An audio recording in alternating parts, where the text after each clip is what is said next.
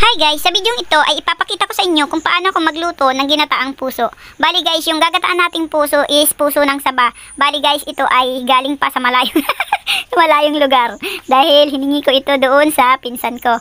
So bali guys, una guys is babalatan niyo yung puso, tatanggalin niyo yung mga matitigas. Ako guys, ang ginagawa ko, ang palatandaan ko na malambot na is kapag kaputi na, yung hindi na siya kulay red, yun, malambot na yun. And ang hiwa ko lang nito guys ay yung pino para hindi siya mapakla. Dalawang puso ng saging guys, itong gugulayin ko. Tapos yung isa guys is nahiwa ko na. Tapos yung isa na lang ang papakita ko sa inyo kung paano ako maghiwa. Bali ganyan ako maghiwa guys, sa kagaya nung nakikita nyo sa video kung paano ko hiwain yung puso.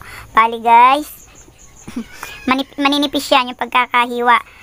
Kayo ba guys, paano ba kayo maggulay ng puso or maghiwa ng puso ng saging kapag kayo magluluto? Comment down kayo below dyan guys kung paano kayo maghiwa para magkaroon naman kami ng idea. So bali guys, pag ako nagluluto ng puso, dalawang klase guys ang pamamaraan ng paggagata ng puso. Kapag ganito guys na pino, pinipigaan ko muna to guys, tapos tinatanggal ko yung ano yan, nakikita nyo yan, mga sapot-sapot. Kapag kasi ganyan na paghiwa guys, tumidikit yan sa kutsilyo yung mga dagta niya, tapos nabubuo siya, kaya mas madali nang makuha. Tapos guys, pinipigaan din yan para mawala din yung ano, katas niya. Kumbaga yung dagta niya magiging katas. Bali mamaya guys, papakita ko sa inyo kung paano ko pipigaan, kasi meron dyan inilalagay kapag ka ano. Bali tingnan nyo yung kutsilyo, ayan o, nabuo na yung mga dagta niya. Pero hindi pa rin yan ubos, meron pa rin. Meron pang isang klase guys ng paghiwa nung ng puso. Yung buwa guys, yung sa mga taga Bicol, yun siguro ang makaka-relate. Yung tinatawag na sa Bicol ay paluksag. Yung guys, hinahati lang sa gitna, tapos medyo malalaki lang ang pagkakahiwa. Tapos masarap yun guys, lalo kapag ginataan mo, tapos merong tulingan. Wow, sarap. Bali guys, ayan guys, makikita mo yung yung puso. Sa parting medyo matitigas na guys, meron siya yung tinatawag na palito. Yun yung guys na tinatawag na palito kasi para siyang mukhang palito, yung bang palito ng posporo. Pero hindi naman siya totally palito guys, mukhang palito lang. Tapos kapag ka matigas na yan guys, ayan, makikita mo kapag hinihiwa mo, natatanggal na siya ng kusa. Hinihila-hila ko na lang yun guys. Yung nga guys, puso na hinihiwa ko, kung nakikita nyo, medyo naitim ang kulay. Kasi guys, kapag ganyan, di ba kanina ko pa hinihiwa, kapag medyo natagalan kang maghiwa uli, kasi tinatanggal ko ngayon para mga palito, umiitim agad yung yung puso. Pero guys, okay lang naman yan kahit maitim, kasi wala namang kaso yan kahit maitim yan, ganun pa rin ang lasa niyan, kasi pipigaan din naman na rin mamaya. Tingnan nyo, kapag hiniwa ko uli, white na uli siya. Hindi yan guys sira, baka may mag-comment yan, bulok yung niluluto ko, kaya inuunahan ko na kayo. Syempre, iba na. Alam ko na, yung iba kasi sasabihin, hala, bulok na, niluto pa. Hindi yan bulok guys, talagang ganyan lang, namumutla or namamasa ang puso kapag hiniwa mo na, tapos medyo nahanginan na. Ayan guys, pag gano'n na paghiwa, natira yung gitna guys, tapos yan na ang itsura nung nahiwa ko. Tapos guys, sa pagpipiga, yan, lalagyan natin ng kaunting asin or kahit marami, nasa sa inyo na guys kung gaano karami ang gusto nyo. Kasi hindi naman yan naalat guys, kasi kapag piniga nyo na, matutunaw yung asin, tapos parang nasasama na dun yung dagta, natutunaw din yung dagta. Hindi ko to tutubigan guys, kung patitingnan nyo yung pagpipiga ko, pipigain lang natin siya ng pipigain hanggang sa kusa siyang kumatas ng kanyang mga dagta. Yung dagta niya guys matutunaw na parang nagiging katas na. Ayan, makikita nyo guys, ayan o, nagtutubig na siya. Yan yung asin, tapos natutunaw na, tapos nasasamahan siya ng mga dagta, o diba? Ayan, ang daming katas no. Bali guys, yan ay tatanggalin natin, pipigaan natin guys, para kapag napigaan na ay pwede nang lutuin. Medyo nakakaubos ng lakas ang pagpiga nito guys. Dapat talaga magaling ka magmekos-mekos. Kasi dapat malakas ka para mapigaan mo yan at talagang maubos yung katas niya para wala siyang kapakla-pakla or kapait-pait kapag ginulay na natin. So bali, ayan guys, nakikita nyo parang ang unti na yung puso. Kasi diba kanina, yung ginayat ko, nung hindi pa napipigaan, parang ang dami na. Pero ngayong pinigaan ko na, para na siyang halos isang dakot na lang na malaki ko.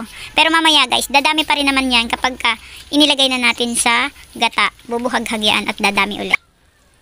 Singit ko na rin pala guys, kung bago ka lang dito sa channel ko at naligaw ka lang dito, ay baka pwede naman ako sa iyong makalambing ng isang like and subscribe dyan. At pindutin mo na rin ang notification bell button para ma-notify ka once na may bago akong upload. At pwede rin kayo mag-comment guys kung ano yung mga request yung video at pwede ko rin gawin yan. So bali guys, ang channel ko is halos na talaga, ang upload dito ay halo-halo na. Merong tutorial, meron kung ano-ano lang. Pero guys, nasa sa inyo na, pwede kayo mag-comment kung anong request nyo about sa related sa mga video na napapanood nyo sa akin at gagawa natin ng video yan. So bali ayan guys, tapos na nating pigaan yung puso and then tingnan mo, kakaunti na, diba, tatatlo na. So ayan guys, bali guys, nakagatanak ako kanina pa kasi ipinagkayod ako ng asawa ko. Kahit malamig, dumayo pa kami ng pagkayod doon sa amin, sa may malapit sa shop namin, sa bahay ng anak ko. So ayan, nagkakayod na siya habang nagbabantay ako. Masaya pa naman. Tapos, ayan, isasalang na natin. Una natin isasalang is yung gata. Ayan. Lalagyan na ng kompleto ricado kapag isasalang na yung gata. Meron na yung ginayat na sibuyas, bawang. Lagyan natin ng magic. At then, pamintang, durog. Tapos, may asin na rin yan. Ayan, hahalu-haluin natin para hindi mamuo-muo yung gata. Lalagyan ko rin siya guys ng toyo. Itong toyo na to ay nabili ko pa sa malayo daw pinangganilan nito eh. Parang Katanawan, Mulanay or something dyan sa silangan ng Quezon. So ayan guys, pinutol-putol ko kasi ang laki niya. Pinag-apat ko yung isang piraso. Ilalagay na natin yan ng una guys para maluto siya. Kasi hindi ko na siya prinito kasi matigas naman ang pagkatuyo niya. Lagyan na rin natin ng kompleto ricado, asin, magic, paminta, sili, o kahit ano pang gusto nyong ilagay guys na ricado. So lagay na natin, tapos iintay lang natin kumulo yung gata. Para kapag kumulo na yung gata, ay di ilalagay na natin yung pinigaan natin na puso. So ayan guys, makikita nyo kumulo na kaya ilagay na natin. Kung umabot ka pa sa part na to, ay please don't forget to like, share, and subscribe, and hit the notification bell button para ma-notify ka once na may bago akong upload na video. Thanks guys sa panunood. And ayan guys, nakikita nyo, hindi ko naman na siya guys dinurog yung yung pinigaan ko kanina ng 3 buo. Pero yun naman guys ay kusang maghihiwa-hiwalay kapag ka nasip-sip na ang gata. So pag ganyan guys na nailagay na natin yung gulay, tapos nadurog na uli siya, tapos ay di ganyan na, ay pwede nyo na yung hayaan muna pakuluin. Pero wag nyo po guys tatakpan kasi magbubuo nga yung gata. Iintayin na lang natin yan na yung parang lumapot yung sabaw. Kapag lumapot na yung sabaw, di pwede nyo na yung hanguin or tikman. So ayun guys, intayin lang natin na maluto ha, para makita natin kung ang itsura ng pagkaluto. Ayun nga pala guys, meron nga pala ako ditong 4 na pirasong shell. Yan po ay nakuha ko sa dagat. So ilagay na rin natin kasi pwede din namang ilahok yan dyan para hindi masayang.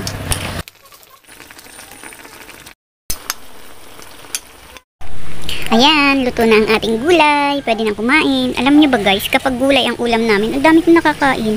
Wala lang, share lang. Bye! See you on my next video. Don't forget to subscribe.